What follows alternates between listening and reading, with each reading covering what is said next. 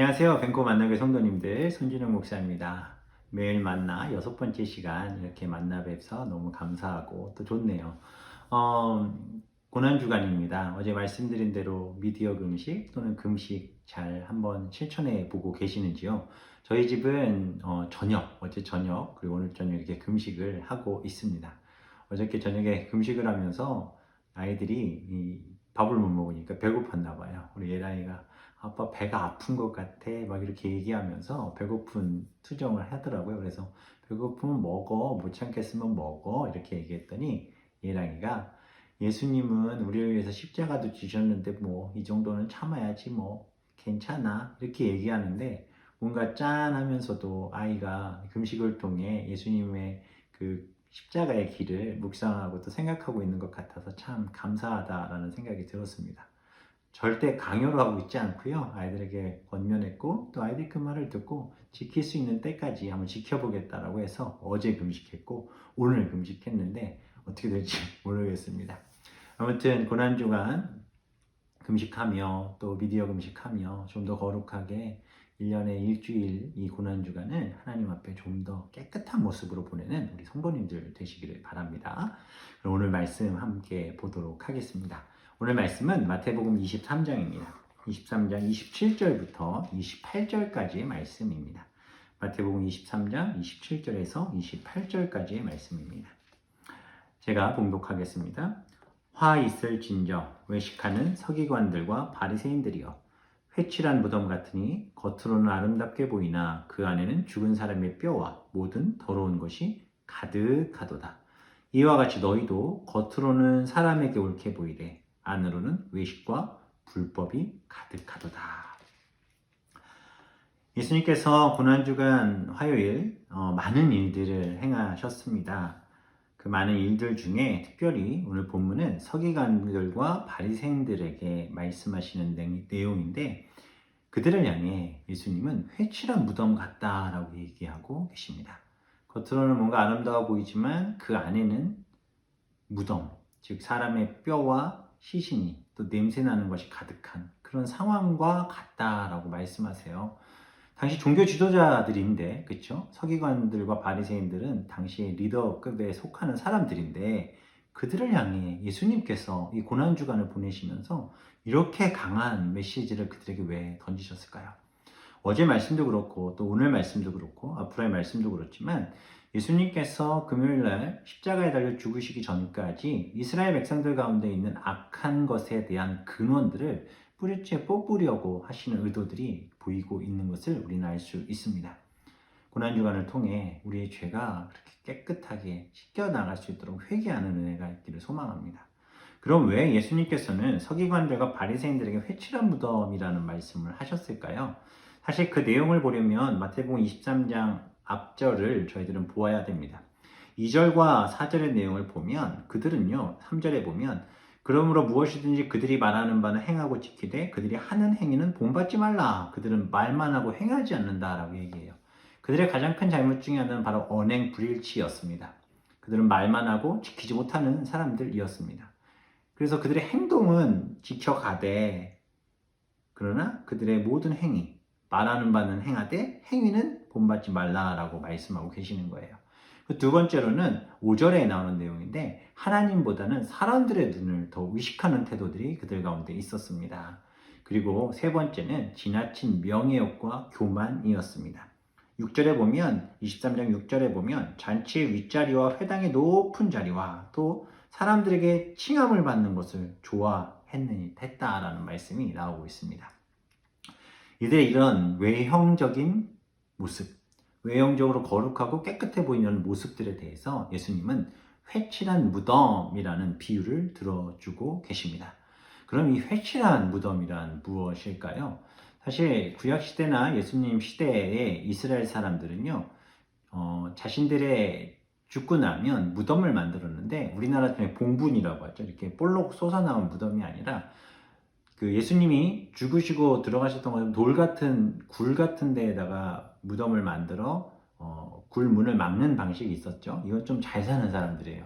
그러나 대부분의 이제 사람들은 땅을 파고 그 밑에다 묻고요. 그 위를 그냥 평평하게, 어떻게 보면 캐나다식이죠. 캐나다처럼 이렇게 평평하게 무덤을 만들어 냈습니다.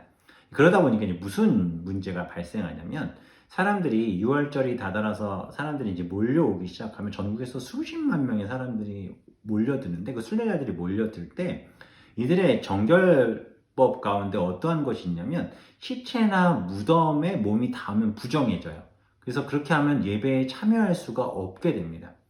그런데 멀리서 오는 사람, 동네 사는 사람들도 아니고 멀리서 오는 사람들이 길을 이렇게 지나다닐 때 평평하다 보니까 어디가 무덤 부지이고 또 어디에 무덤이 있는지를 알 수가 없죠. 그 종교주의자들이 어떻게 했냐면 무덤에다가 하얀색 칠을, 그러니까 사람이 묻힌 자리에다가 하얀색으로 이렇게 칠을 했어요. 칠을 쭉 해놨다라는 것입니다. 그래서 햇빛이 이렇게 비치면 하얀색이니까 반사가 돼서 이렇게 번쩍번쩍 이렇게 빛이 나는 그런 모형이었다고 합니다. 사람들이 오면서 아 저기 무덤이 있구나 해서 피해갈 수가 있었다라는 거죠. 근데 이런 일들이 이제 계속되니까 뭐 무덤 칠해놓고 뭐 지웠겠어요? 가족들이 볼 때는 거길 좀 더 꾸미려는 생각들도 있었던 것 같아요. 그래서 어떤 무덤은 정말 깨끗하게 뭐 닦아놓고 정말 안에다가 겉에다가 색깔들도 막 이렇게 칠하고 입혀서 구별되게 이렇게 만들어 놓은 모습들을 가지고 있었습니다. 그래서 그런 전통들 때문에 무덤들이 이렇게 있지만 뭔가 이렇게 색이 잘 칠해진 그런 모습으로 이제 보여줬던 거죠. 그런데 칠해봐야 무덤이죠. 무덤이 뭡니까? 죽은 사람이 들어가 있는, 시체가 썩어가고 있는 공간이지 않습니까? 겉으로는 아름답지만 그 속에는 더러운 시체와 뼈들이 들어있는 것. 바로 오늘 본문의 서기관과 바리새인들을 향해 겉으로는 거룩한 옷을 입고 거룩해 보이고 거룩한 행위를 하지만 그들의 속은 죽은 시체와 같은 썩어져 있는 모습에 대해서 예수님이 비유로 말씀하시는 거예요. 서기관과 바리새인들은 외관상으로 봤을 땐 예수님과 굉장히 비슷한, 즉 예수님처럼 거룩한 모습을 가진 사람처럼 보였습니다. 그러나 이들은 겉으로만 그랬을 뿐 그들의 속은 썩어 있는 사람들이었습니다. 예수님이 심한 말을 잘 하지 않으시는데 심한 말을 몇 번 하신 그 대상도 역시 서기관과 바리새인들이었죠. 예수님께서 뱀 또는 독사의 자식들 뭐 이렇게 말씀하시기도 하셨습니다. 그리고 오늘 본문에서는 회칠한 무덤. 또 좀 더 깊이 말씀드리면 마태복음 23장에서 보면 화 있을진저 하면서 외식하는 화 있을진저 눈먼 인도자여 뭐 화 있을진저 외식하는 이렇게 계속해서 그들의 겉모습에 대해서 예수님께서 속은 썩어 있고 겉으로만 거룩해져 보이려는 그들의 모습들을 꿰뚫어 보시고 그것에 대해서 정확하게 지적을 하고 계십니다. 주님은 회칠한 무덤의 비유를 사용하셔서 겉은 아름답지만 그 속이 더러운 시체, 뼈들이 들어있는 것과 같은 위선자들을 나무라시고 그들을 꾸중하셨습니다.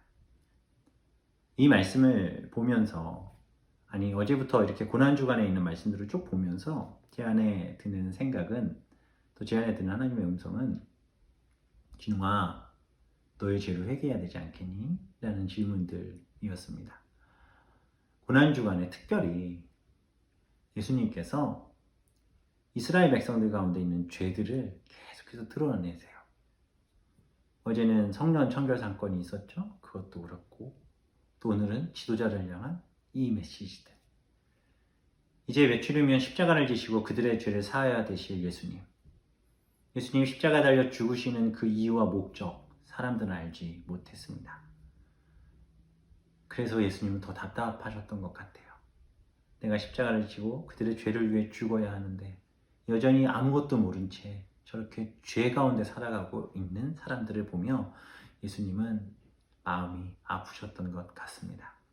사랑하는 성도님들, 우리 안에 정말 썩어져 있는 더러운 것이 있고 겉으로만 거룩한 모습이 드러난다면 사람들이 볼 때에는 좋아 보이는 사람일지 몰라도 주님 앞에서는 너무너무 부끄럽고 죄된 모습일 수밖에 없음을 기억하시고 정말 예수 그리스도를 믿고 사랑하는 그리스도인들이라면 속사람을 더욱더 단정하여 하나님 앞에 귀하게 쓰임받을 수 있는 우리 자신이 되셨으면 좋겠습니다. 지금 내 삶에 회칠해 놓은 죄는 무엇이 있으십니까? 아무리 칠하고 가려봐야 드러날 수밖에 없다는 거 기억하시고 주님 앞에 온전히 회개하고 엎드리는 모습이 있으면 좋겠습니다. 이 일은요, 거룩함이 없이는 회복될 수 없습니다. 거룩함이란 구별되었다라는 것입니다. 구별되었다라는 것은 세상과 섞이지 않았다라는 것, 물과 기름이 섞이지 않는 것처럼 완전히 떨어져 나가는 상태. 그렇게 우리가 우리의 이전의 죄된 삶 속에서 예수 그리스도를 만나 떨어져 나오면 보이기 시작합니다. 죄가, 악한 것들이, 또 하나님이 기뻐하지 않으시는 것들이. 그런 것들을 회개하고 하나님 앞에 경건하게 또 거룩하게 주님 기뻐하시는 삶을 위해 몸부림치는 우리의 모습이 있었으면 좋겠습니다. 저 역시 사실 제가 가장 두려워하고 또 많이 눈물을 흘렸던 본문이 바로 회칠한 무덤에 대한 본문이었습니다. 참 세상 무서울 것 없이 살았던 그때 이 말씀의 본문을 보며 제 안에 구역질나는 죄에 대해서 토해내며 몇 날 며칠 울고 금식하며 기도하며 하나님 매달렸던 기억이 있습니다. 우리에게 지금 하나님은 그 도전을 주시는 것 같습니다. 회칠한 무덤 되지 마시고 살아있는 하나님의 자녀의 삶을 사셔서 우리가 정말 하나님의 부끄럽지 않은 모습으로 이 고난주간을 보내고 부활하신 예수님과 감격적으로 함께 만나 예배하고 그 기쁨으로 하나님의 그 사랑을 누리는 우리 모든 성도님들 되시기를 주님의 이름으로 축원합니다. 오늘 가족끼리 모여서 내가 회칠한 무덤처럼 겉으로 이렇게 막 나를 방어하고 잘해보려고 했던 것들이 무엇이 있었는지 한번 나눠보시고 그 부분들을 회개하며 기도하며 또 그렇게 잠드는 귀한 밤 되시기를 바랍니다. 기도하겠습니다. 사랑해 주님 감사합니다. 바리새인과 서기관들을 향해 예수님은 회칠한 무덤과 같다라고 이야기했습니다. 그 말씀은 곧 부족한 우리에게 주시는 말씀인 것 같습니다. 주님이 우리를 위해 십자가 지셨고 우리의 죄를 깨끗하게 하셨음에도 불구하고 여전히 겉으로만 포장하고 깨끗한 척 하려는 우리의 완악한 모습들을 불쌍히 여기시고 믿음 없이 떠도는 인생 아니라 하나님 붙잡아 악취가 나고 더러운 것들을 깨끗함을 얻어 주님 손에 붙들린 하나님의 자녀들 되게 하여 주옵소서. 감사드리며 예수님의 이름으로 기도합니다. 아멘. 감사합니다. 안녕히 주무세요. 내일 뵙겠습니다.